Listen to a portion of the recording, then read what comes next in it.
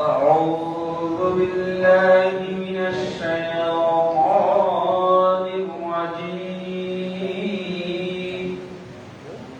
بسم الله الرحمن الرحيم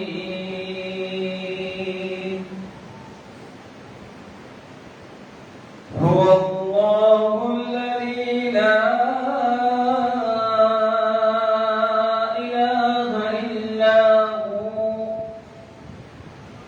عالم الغيب والشهادة هو الرحمن الرحيم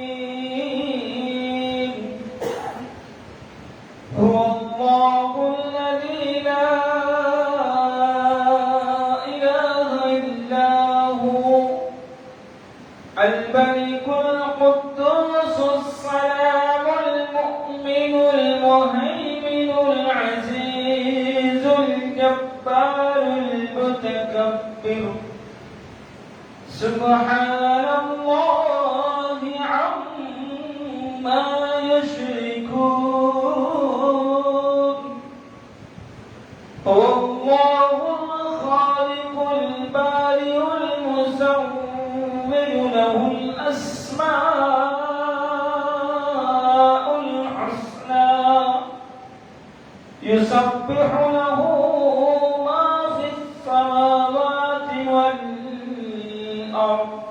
وهو العزيز الحكيم صدق الله العظيم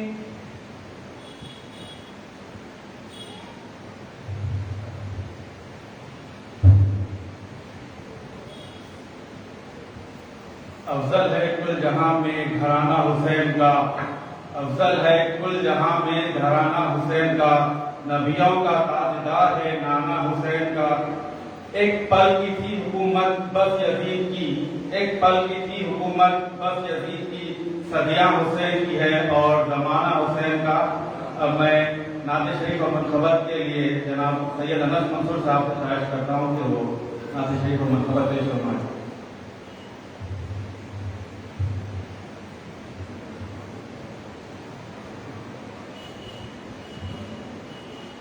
السلام علیکم ورحمۃ اللہ تعالی وبرکاتہ. صلی اللہ علیہ یا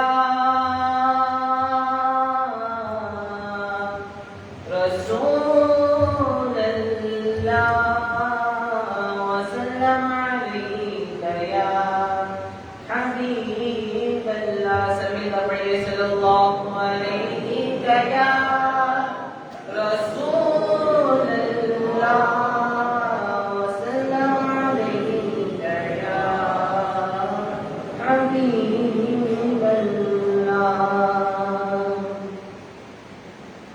نبی کا لب پر جو ذکر ہے بے مثال آیا کمال آیا. نبی کا لب پر جو ذکر ہے بے مثال آیا کمال آیا. جو ہجر طیبہ میں یاد بن کر سوال آیا کمال آیا. نبی کا لب پر جو ذکر ہے بے مثال آیا کمال آیا. تیری دعاؤں کی بدولت عذاب رب سے بچے ہوئے ہیں جو حق میں امت کے تیرے لب پر سوال آیا کمال آیا. نبی کا لب پر جو ذکر ہے بے مثال آیا کمال آیا. نبی تو صائم ہے سبھی تو آنا ہے سب کے رتبے عظیم و بالا. مگر جو آخر میں آمینہ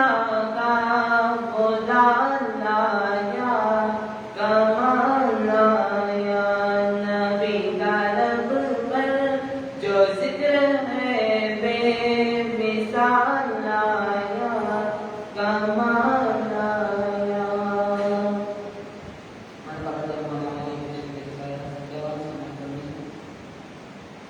मेरे हुसैन तुझे सलाम, मेरे हुसैन तुझे सलाम, अस्सलाम या हुसैन, अस्सलाम या हुसैन। सभी लोग मेरे साथ पढ़े।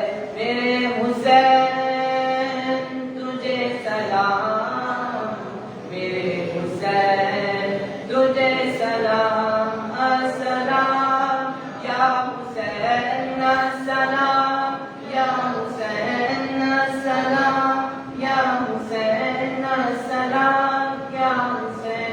कर लिया नौश जिसने शहादत का जान, कर लिया नौश जिसने शहादत का जान, उस हुसैन इब्ने हैदर पे लाखों सलाम।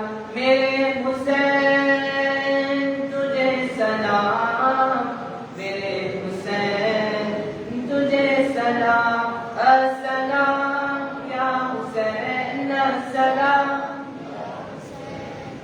अस्सलाम या हुसैन।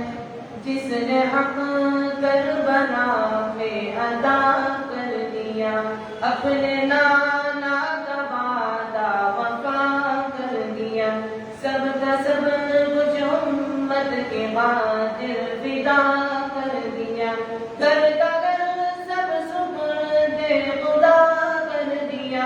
उस हुसैन इब्ने हैदर पे लाखों सलाम। मेरे हुसैन तुझे सलाम, मेरे हुसैन तुझे सलाम, अस्सलाम या हुसैन, अस्सलाम या हुसैन, अस्सलाम। जिसको धोखे से कूफे बुलाया गया, जिसको धोखे से कूफे बुलाया गया, जिसको बैठे बिठाए सताया गया, जिनके बच्चों को प्यासा रुलाया गया, जिनके भाई को जहर पिलाया गया, उस हुसैन इब्ने हैदर पे लाखों सलाम। मेरे हुसैन तुझे सलाम, मेरे हुसैन तुझे सलाम, अस्सलाम या हुसैन, अस्सलाम। जिसको दोष नबी पर बिठाया गया, जिसके भाई को जहर पिलाया गया, जिसका जन्नत से जोड़ा मगाया गया, जिसको तीरों से छन्नी कराया गया, उस हुसैन इब्ने हैदर पे लाखों सलाम। मेरे हुसैन तुझे सलाम, मेरे हुसैन तुझे सलाम, अस्सलाम या हुसैन, अस्सलाम या हुसैन, अस्सलाम या हुसैन। अस्सलाम अलैकुम।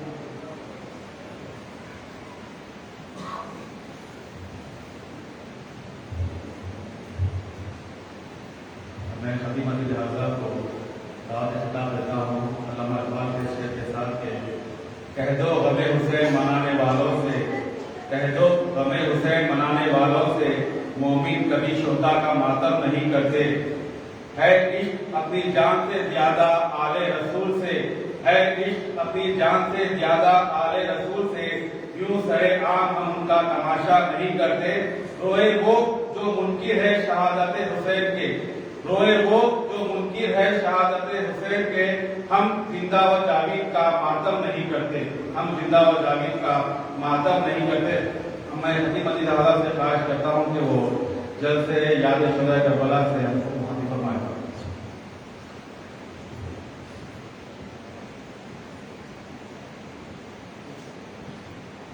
खतीब साहब के खिताब इख्तिताम पर इज्तिमाई तौर पर दुआ यौम आशूरा पढ़ी जाएगी।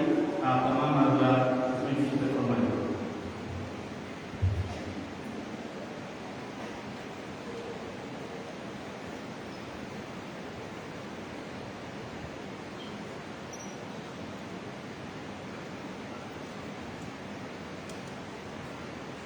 الحمد لله وحده والصلاة والسلام على من لا نبي بعده. أما بعد فأعوذ بالله من الشيطان الرجيم. بسم الله الرحمن الرحيم. قل لا أسألكم عليه أجرا إلا المودة في القربى. آمنت بالله صدق الله العظيم وبلغنا رسوله النبي الأمين المتين الكريم ونحن على ذلك لمن الشاهدين والشاكرين والحمد لله رب العالمين. السلام عليكم ورحمة الله تعالى وبركاته. محترم و مکرم حاضرین اکرام، معزز بزرگان دین، نوجوانان اسلام، انتظامی کمیٹی مسجد اعلیٰ، روایت بزرگوار، آل نبی، دیگر معزز حضرات، آئیے سب سے پہلے میں اور آپ مل کر، کیونکہ ہم مسجد میں بیٹھے ہیں، سب سے پہلے اعتکاف کی نیت کریں تاکہ جتنی دیر ہم مسجد میں بیٹھے رہیں ہم کو اعتکاف کا ثواب ملتا رہے. پڑھے نویت سنت الاعتکاف. اب اس کے بعد بارگاہ رسالت میں آپ صلی اللہ علیہ وسلم نے بآواز بلند نبی اور آل نبی پر درود و سلام کا نذرانہ پیش کریں. پڑھیں اللہم صلی علی سیدنا شفیعنا حبیبنا و طبیبنا و مولانا محمد وعلی آلہ و اصحابہ وبارک وسلم. صلو علیہ صلاۃ و سلام علیک یا سیدی یا حبیبی یا رسول اللہ صلی اللہ تعالی علیہ وسلم. آج کا دن اور اس دن کی مناسبت سے جو باتیں حضرات کے سامنے عرض کرنی ہے، میں گزارش کروں گا کہ اس سے قبل اس کا آغاز ہو. درمیان میں کچھ جگہ باقی ہے، وہ حضرات تھوڑا سا آگے تشریف لا لیں تاکہ بعد میں تاخیر سے آنے والے لوگوں کو بھی بیٹھنے کا موقع ملے، کیونکہ دیر سے آنے والے حضرات جگہ کی تلاش کی ادھر ادھر دیکھ رہے ہیں. لیکن آپ کے سامنے جگہ لگ رہی ہے، بغیر بولے کہ آگے آ جائے.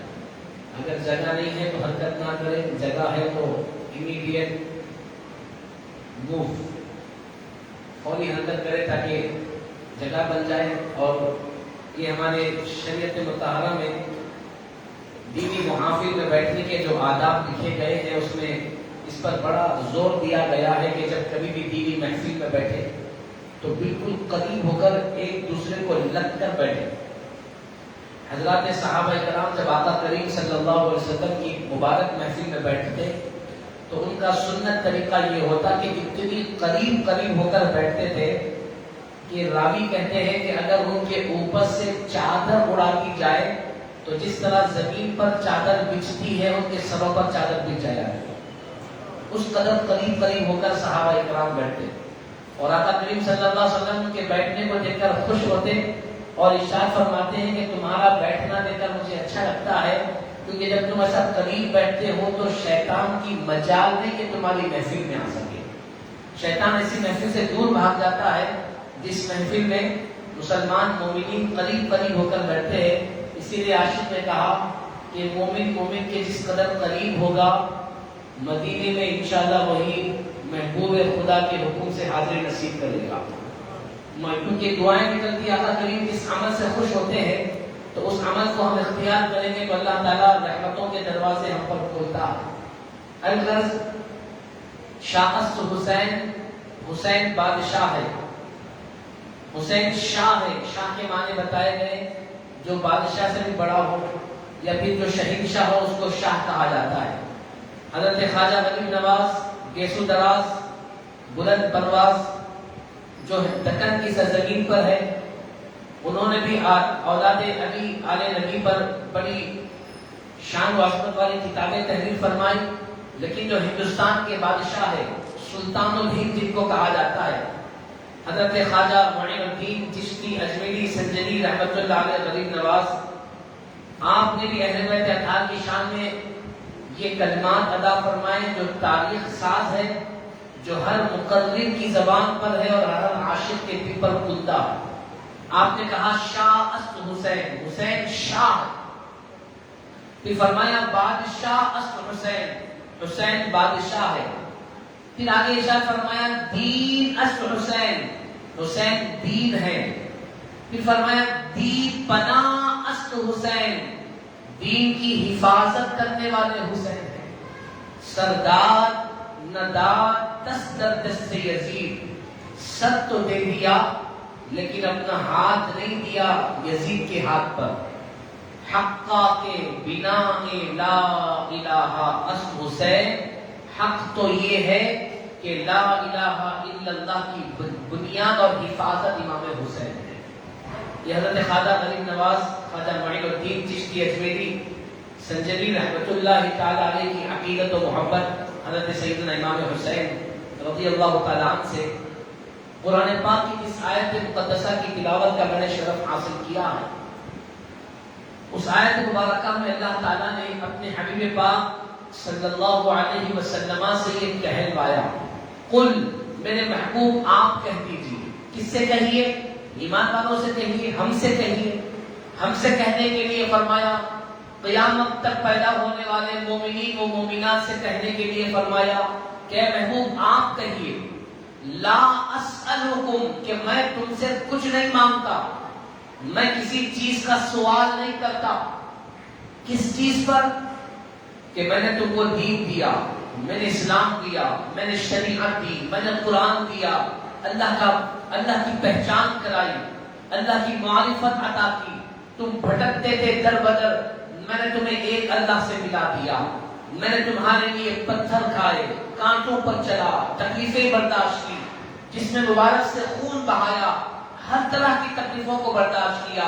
ان تمام محنتوں پر میں تم سے کوئی اجرت نہیں مانگتا، میں ان محنتوں کا تم سے کوئی صلہ نہیں مانگتا۔ قل لا اسألکم، میں تم سے کچھ نہیں مانگتا، الا لیکن مودۃ فی القربا، ایک چیز تم سے کہتا ہوں وہ یہ ہے کہ تم میری اہل بیت اطہار سے محبت کرنے والے بن جاؤ۔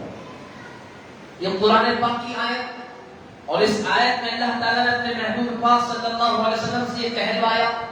ایمان والوں کے لیے اس آیت کی تفسیر میں مفسرین نے فرمایا کہ اس آیت مبارکہ کی روشنی میں یہ بات عیاں ہو گئی کہ اہل ایمان پر اہل بیت اطہار کی محبت و مودت اسی طرح لازم ہے جس طرح ایمان کو باقی رکھنے کے لیے دیگر چیزیں ضروری ہیں۔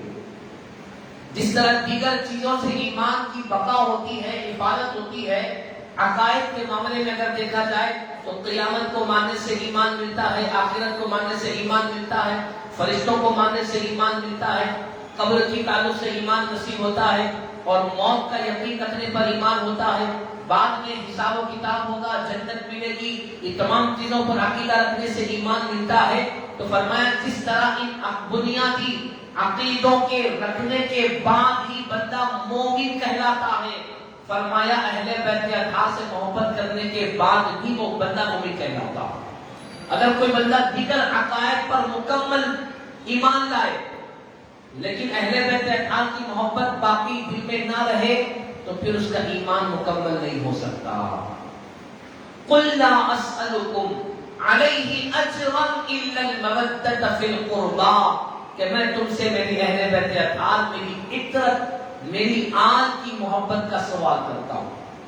اب اس آیت مبارکہ کو مد نظر رکھتے ہوئے آپ ایک تصور کر لیں کہ اہل بیت اطہار کون سی شخصیات ہیں، وہ کون بزرگ شخصیات ہیں جن کو اللہ سبحانہ و تعالیٰ نے جن کی محبت کو ایمان والوں پر لازم قرار دیا، جن کی محبت دل میں رکھنے پر رسول اللہ خوش ہوتے ہیں اور اللہ خوش ہوتا، اور جن کی محبت دل میں رکھنے سے اللہ تعالیٰ اس بندے سے محبت کرتا، اور جن سے بغض رکھنے پر رسول اللہ بھی ناراض ہوتے ہیں اور اللہ بھی ناراض ہو جاتا۔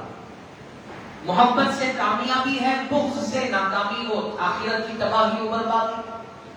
تو ان میں سب سے بڑے بزرگ شخصیات جس کو کہا جائے وہ ہے 5 لوگ جن کو ہم پنچتن کہتے ہیں. یہ پنچتن کا جو لفظ ہے یہ کوئی شیعوں کی طرف سے ایجاد کیا ہوا نہیں ہے.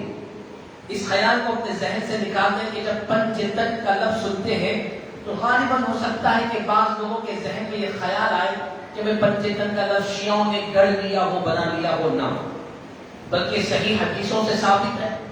آقا کریم صلی اللہ علیہ وسلم نے خود ارشاد فرمایا. اور یہ 5 شخصیتیں کون ہیں؟ پہلے وہ سن لیں. سب سے پہلے ہیں میرے اور آپ کے پیارے آقا صلی اللہ علیہ وسلم. دوسرے ہیں حضرت سیدنا مولا علی رضی اللہ تعالیٰ عنہ. تیسرے ہیں سیدہ کائنات سیدہ طیبہ فاطمہ الزہرا رضی اللہ تعالیٰ عنہا. چوتھے ہیں حضرت امام حسن مجتبی رضی اللہ تعالیٰ عنہ. اور 5ویں ہیں شہید کربلا حضرت سیدنا امام حسین رضی اللہ تعالیٰ. ان 5 لوگوں کو ملا کر بنتا ہے پنچتن. روایت میں آتا ہے، صحیح حدیثوں کی کتاب میں تحریر ہے، آقا کریم صلی اللہ تعالیٰ علیہ وسلم نے ایک مرتبہ ایک صحابی رسول حضرت ابو ہریرہ رضی اللہ تعالیٰ عنہ آپ سے ملاقات کے لیے تشریف لائے. تو آپ نے دیکھا کہ آقا کریم چادر اوڑھے ہوئے ہیں، چادر. اور جب آقا کریم سے آپ بات کر رہے ہیں تو وہ صحابی رسول کہتے ہیں کہ میں نے دیکھا کہ آقا کریم کے چادر مبارک کے اندر سے کچھ حرکت ہو رہی ہے، اندر سے کچھ حرکت ہو رہی ہے.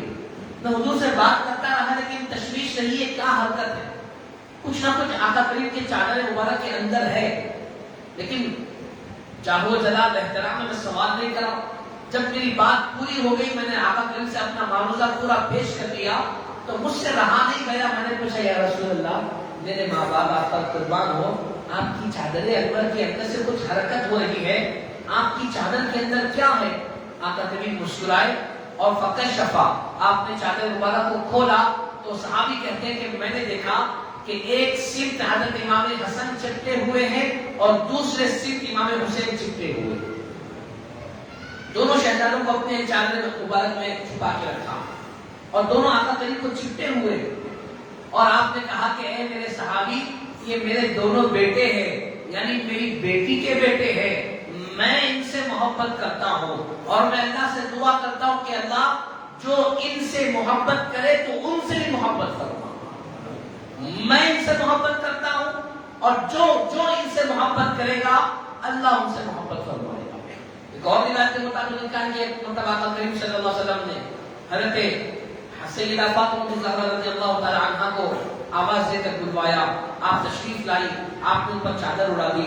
مولا علی رضی اللہ تعالیٰ عنہ کو آواز دی، وہ بھی تشریف لائے، ان پر چادر اڑا دی. اس کے بعد حضرت حسنین کریمین کو آواز دی، دونوں شہزادے آئے، ان کو بھی چادر کے اندر لے لیا اور اس کے بعد کہا کہ یا اللہ یہ میری اہل بیت ہے، لہذا تو ان سے محبت رکھ اور جو ان سے محبت کرے اے اللہ تو ان سے محبت کرنا. یہ صحیح حدیث کی کتابوں میں یہ حدیثیں ملتی ہے، جس کے سبب ہمارے علماء اہل سنت نے بیان فرمایا کہ 5 ہستیاں جن کو پنچتن پاک کہا جاتا ہے، جو ایک چادر انور کے اندر آ گئے، ان سے محبت کرنا ہر ایمان والے کے لیے لازم و ضروری ہے. آقا کریم صلی اللہ تعالی علیہ وسلم کے مبارک گھرانے والے، اس کے علاوہ علماء کرام نے بھی فرمایا کہ ویسے تو اہل بیت کی کثیر فہرست بتائی گئی، ازواج مطہرات بھی اہل بیت میں سے ہیں، دیگر صاحبزادیاں آقا کریم صلی اللہ علیہ وسلم کی جو اس وقت پردہ فرما گئی تھی. آقا کریم صلی اللہ علیہ وسلم کی دیگر شہزادیاں بھی تھیں، حضرت ام کلثوم کی، حضرت رقیہ کی، حضرت زینب کی. ان تینوں کا وصال ہو گیا تھا. اگر یہ تینوں بھی زندہ رہتی تو آقا کریم ان کو بھی چادر میں لے لیتے. صرف سیدہ فاطمہ الزہرا رضی اللہ تعالی عنہا باقی تھی، تو لہذا دیگر جو آپ کی شہزادیاں وہ بھی اہل بیت ہیں، ازواج مطہرات بھی اہل بیت ہیں، دیگر جو بیٹے نواسے نواسیاں پوترے پوتریاں وہ بھی اہل بیت ہیں. لیکن یہ 4 لوگ آقا کریم کو ملا کر 5، آقا کریم کو چھوڑ کر 4 لوگ جو ہے کہ خاص مقام و مرتبہ حدیثوں میں وارد کیا گیا. اور اس کے علاوہ بتایا یہ گیا ہے کہ حضرت حسنین کریمین، حضرت امام حسن مجتبی اور حضرت امام حسین رضی اللہ تعالیٰ عنہ، ان دونوں کو اللہ سبحانہ و تعالیٰ نے ایسی نعمتوں سے مالا مال فرمایا کہ جیسی نعمتیں ہر کسی کو نہیں. ویسے اللہ پاک نے ہر مومن کو نعمتوں سے مالا مال کیا، ہم کو اللہ پاک نے کتنی نعمتیں عطا فرمائی ہم گن سکتے ہیں؟ بزرگوں نے لکھا ہے بالکل آپ ایک بات جس میں پوری بات سمجھ میں آ جائے میں وہ عرض کرتے ہوئے آگے بڑھوں گا کہ بزرگوں نے لکھا ہے کہ اللہ کی بے شمار ان گنت نعمتیں ہیں. ان میں سے ایک نعمت کا ہم تصور کریں تو فرمایا یہ جو سانس ہمارے اندر جا رہی ہے وہ بھی اللہ کی نعمت ہے اور جو سانس باہر نکل رہی ہے وہ بھی اللہ کی نعمت ہے. کیونکہ اگر سانس اندر جائے باہر نہ آئے بندہ ختم ہو جاتا ہے اور سانس باہر آئے اندر نہ جائے تب بھی بندہ ختم ہو جاتا ہے. تو سانس کا لینا بھی نعمت ہے اور سانس کا چھوڑنا بھی نعمت ہے. تو آپ اندازہ کریں کہ ہم اپنی زندگی میں کتنے کروڑ مرتبہ اس نعمتوں کو حاصل کر رہے ہیں. ایسی ان گنت نعمتیں اللہ پاک نے عطا فرمائی اور ہم سے بڑھ کر جو اللہ کے نیک بندے ہیں ان کو بھی اللہ نے نعمتیں عطا فرمائی. اولیاء کرام ان کا مقام و مرتبہ بڑھا ان کو اور نعمتیں اللہ پاک نے عطا فرمائی. جو تابعین ہیں جو ائمہ ہیں جو اہل بیت اور دیگر صحابہ کرام ہیں ان کو بھی اللہ پاک نے نعمتیں عطا فرمائی. لیکن حضرات حسنین کریمین کو بھی اللہ نے یہ تمام نعمتیں عطا فرمائی. اس کے باوجود ایک اور اضافہ نعمتیں اللہ پاک نے عطا فرمائی. اور وہ نعمتیں کیا ہیں؟ فرمایا وہ نعمتیں یہ ہے کہ اللہ سبحانہ و تعالیٰ نے اپنے حبیب کے ذریعے سے حضرات حسنین کریم کو جو نعمتیں عطا فرمائی وہ یہ ہے کہ جب حضرت امام حسن مجتبی رضی اللہ تعالیٰ عنہ پیدا ہوئے آقا کریم کو خبر ملی حضور خوشی خوشی سیدہ فاطمہ الزہرا کے گھر میں تشریف لائے اور شہزادے کو گود میں لیا اذان دی. اس کے بعد حضرت علی سے کہا کہ اے علی تم نے اس کا نام کچھ سوچا؟ تو حضرت علی نے کہا ہاں یا رسول اللہ میں نے نام سوچا ہے. کہا کیا نام؟ کہا میں نے اس کا نام حرب رکھا. حرب یعنی جنگ کرنے والا بہادر طاقتور. تو آقا کریم صلی اللہ علیہ وسلم نے فرمایا کہ نہیں علی اس کا نام حرب نہیں ہے اس کا نام حسن ہے. آقا کریم صلی اللہ علیہ وسلم فرمایا حضرت علی نے کہا کہ رسول اللہ ٹھیک ہے حسن ہے. اس کے بعد ایک سال کے سال میں حضرت امام حسین رضی اللہ تعالیٰ عنہ کی ولادت ہوئی. آقا کریم کو خبر ملی آقا کریم تشریف لائے خوشی خوشی گود میں لیا شہزادے کو اذان دی. اس کے بعد کہا کہ اے علی تم نے کچھ نام سوچا؟ تو مولا علی نے کہا کہ ہاں یا رسول اللہ میں نے نام سوچا حرب. جو حسن کا سوچا تھا آپ نے حسن کہا تو حسن رکھ دیا. پھر اب میں نے حرب سوچا تو آقا کریم مسکرائے کہا کہ نہیں علی اس کا نام حرب نہیں اس کا نام حسین ہے.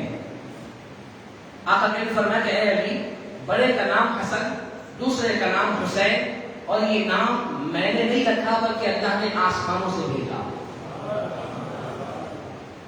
یہ حسن اور حسین یہ دو ایسے نام ہیں کہ روئے زمین پر آنے سے پہلے کسی بھی بچوں کے نام نہیں رکھے گئے. جس طرح میرا نام محمد ہے اور مجھ سے پہلے کسی کا نام محمد نہیں رکھا گیا بالکل اسی طرح میں نے ان شہزادوں سے پہلے کسی کا نام بھی حسن اور حسین نہیں رکھا گیا. یہ اللہ کا پسندیدہ نام ہے یہ اللہ کے پسند کیے ہوئے نام ہیں حسن اور حسین. یہ نعمت اللہ پاک نے ان دونوں شہزادوں کو عطا فرمایا. دوسرا فرمایا بزرگوں نے کہ لوگوں کا بچپنا ہی ہے چھوٹی سی عمر ہے. آقا کریم صلی اللہ تعالی علیہ وسلم نے صحابہ کرام کی محفل میں یہ ارشاد فرمایا الحسن والحسین سیدا شباب اہل الجنہ. ایسی بشارت کسی اور کو نہیں ملی. 1 لاکھ سوالات 1.5 لاکھ تک صحابہ کرام گزرے ہیں. ان تمام صحابہ کرام میں اہل بیت اطہار کی دیگر شخصیتوں میں کسی اور کو یہ مقام و مرتبہ یہ اعزاز نہیں ملا جو حضرات حسنین کریمین کو ملا. آقا کریم صلی اللہ علیہ وسلم نے ارشاد فرمایا کہ اے میرے صحابہ سنو یہ دونوں شہزادے جنت کے نوجوانوں کے سردار ہیں. بچپنے میں کم عمری میں یہ اعلان کیا جا رہا جنت میں جانے والے عشرہ مبشرہ تو ہے جس کے نام یہاں پر لکھے ہوئے 10 صحابہ کرام جن کو جنتی ہونے کی بشارت دی گئی. جنتی بشارت ہونا اور بات ہے جنت کے نوجوانوں کی سرداری ملنا. جنت میں جانا تو ہے ہی جنت میں جتنے نوجوان ہوں گے ان تمام نوجوانوں کے سردار حسنین کریمین ہوں گے. اب یہاں پر ایک اور بات آپ کے سامنے میں عرض کروں تاکہ بات کلیئر ہو جائے. روایت میں لکھا ہے کہ جب بندہ کسی بھی عمر میں انتقال کرے گا اگر وہ جنتی ہوگا تو حشر کے میدان میں اس کو جوان کر کے جنت میں داخل کیا جائے گا. ایک خاتون آقا کریم صلی اللہ علیہ وسلم کی بارگاہ میں ہے جو سرکار سے بڑی محبت کرتی تھی. آ کر عرض کرنے لگی یا رسول اللہ میں جنت میں جاؤں گی یا نہیں جاؤں گی؟ آقا کریم مسکرائے اور مسکرا کر کے کہا کہ تو جنت میں نہیں جائے گا. اور جیسا ہی اس نے آقا کریم کے الفاظ سنے خوب رونے لگے. دھاڑ کیونکہ آقا کریم کا ارشاد حضور نے جب فرما دیا رونے لگی، خوب غم کرنے لگی. آقا کریم نے فرمایا کہ کیوں رو رہی ہے؟ کہا کہ آپ مجھے یہ کہہ دیا. آقا کریم نے فرمایا کہ بات تو پوری سن لو. بات یہ ہے کہ تم بوڑھی ہو، بوڑھے جنت میں نہیں جائیں گے. تم جنت میں جب جاؤ گی نا اللہ پاک تمہیں جوان کر کے جنت میں داخل عطا فرمائے. تو علماء کرام نے فرمایا کہ ہر جنتی چاہے بندے کی عمر 100 سال ہو، 120 سال ہو، 70 سال ہو، 60 سال ہو، بڑھاپے کی کسی بھی عمر میں بندے کا انتقال ہوگا، حشر میں اٹھے گا، حساب و کتاب ہوگا، جنتی ہونے کا مجدہ سنایا جائے گا. جب اس کی جنت میں انٹری کا وقت آئے گا اس کو جوان، ہٹا کٹا، صحت مند، پورے بیماریوں سے پاک صاف کر کے جنت میں داخلہ کرایا جائے. اب یہاں پر آقا کریم کا ارشاد کہ حسن اور حسین جنتی نوجوانوں کے سردار ہیں، تو کیا ان تمام بڑے عمر کے انتقال کر جانے والوں کے بھی سردار وہی ہوں گے؟ کیا حضرات صحابہ اکرام نے ابو بکر صدیق رضی اللہ تعالیٰ عنہ کا بڑا مرتبہ، ان کے بعد فاروق اعظم کا مرتبہ، ان کے بعد عثمان غنی کا مرتبہ، ان کے بعد خود ان کے بابا سیدنا مولا علی شیر خدا کا مرتبہ، تو وہ بھی جب جوان ہو کر جنت میں جائیں گے تو کیا یہ ان کے بھی سردار ہوں گے؟ تو محدثین نے فرمایا نہیں. اس حدیث پاک کا مفہوم، اس کا مطلب یہ ہے کہ حسن اور حسین جنتی نوجوانوں کے سردار ہیں کا مطلب یہ ہے کہ وہ نوجوان جن کا جوانی میں انتقال ہو جاتا ہے، جو نوجوان جوانی میں مر جاتے ہیں، جب وہ نوجوان جنت میں داخل ہوں گے تو حسن اور حسین ان نوجوانوں کے سردار ہوں گے. اور جو بڑے بزرگ عمر رسیدہ لوگ انتقال کریں گے، بڑی عمر کے لوگ ہوں گے، ان تمام لوگوں کے سردار حضرت ابو بکر و حضرت عمر رضی اللہ تعالیٰ عنہ، حضرت مولا علی، عثمان غنی رضی اللہ تعالیٰ عنہ، بڑی عمر کے افراد کے سردار. تو میرے بزرگوں، نوجوانوں، حضرات حسنین کریم کو یہ شرف، جو بچپنے میں ابھی عبادتیں زیادہ نہیں ہوئی، ابھی قربانی نہیں دی، ابھی جنگ نہیں کیے، ابھی خون نہیں بہائے، ابھی بچپنے کی عمر ہے، اور اسی عمر میں یہ بشارت دی جا رہی ہے کہ یہ حسن اور حسین جنت کے نوجوانوں کے سردار. اور فرمایا علماء کرام نے کہ ایک اور اعزاز یہ حاصل ہے کہ سادات اکرام، سیدوں کی جو نسل ہے، کیونکہ آقا کریم صلی اللہ علیہ وسلم کہ کوئی شہزادے نہیں کہ آقا کریم کے شہزادوں سے سیدوں کی نسل چلتی، بلکہ روایت میں یہاں تک لکھا ہے کہ آپ کے ایک شہزادے حضرت ابراہیم رضی اللہ تعالیٰ عنہ، آقا کریم صلی اللہ علیہ وسلم کے شہزادے، آقا کریم ایک مرتبہ ان کو ایک گود میں لے کر بیٹھے اور دوسری گود میں حضرت امام حسین کو لے کر بیٹھے. دونوں چھوٹے، حضرت ابراہیم آقا کریم کے شہزادے، آقا کریم کے بیٹے، اور حضرت امام حسین دونوں کو گود میں لے کر آقا کریم بیٹھے، دونوں سے لاڈ فرما رہے ہیں، پیار فرما رہے ہیں. حضرت جبریل امین تشریف لائے اور آ کر کے عرض کیا یا رسول اللہ، آپ کا ایک شہزادہ ہے، دوسرا شہزادی کا شہزادہ یعنی آپ کا نواسا ہوں، آپ ان دونوں سے بڑی محبت کرتے ہیں، اللہ تعالیٰ نے مجھے بھیجا ہے اور اللہ تعالیٰ یہ ارشاد فرماتا ہے کہ آپ ان دو میں سے کسی ایک کو چن لیں، جس کو چنیں گے وہ زندہ رہے گا اور جس کو چھوڑیں گے اس کا انتقال ہو جائے گا. یہ دو میں سے کوئی ایک رہے گا. تو آقا کریم صلی اللہ علیہ وسلم نے فرمایا کہ اے جبرائیل، میں اپنے بیٹے کو چھوڑتا ہوں اور امام حسین کو میں چنتا ہوں.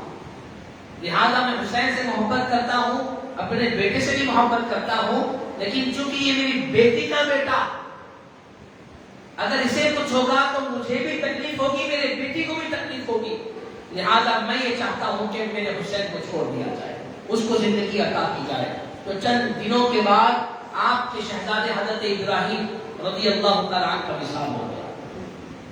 جنت البقیع شریف میں آج بھی ان کا مزار مبارک موجود ہے. حضرت امام حسین رضی اللہ تعالیٰ عنہ کو آقا کریم صلی اللہ علیہ وسلم نے چنا، پسند فرمایا اپنے بیٹے کے مقابلے میں. اس قدر آقا کریم آپ سے محبت فرمایا کرتے ہیں. اب چونکہ آقا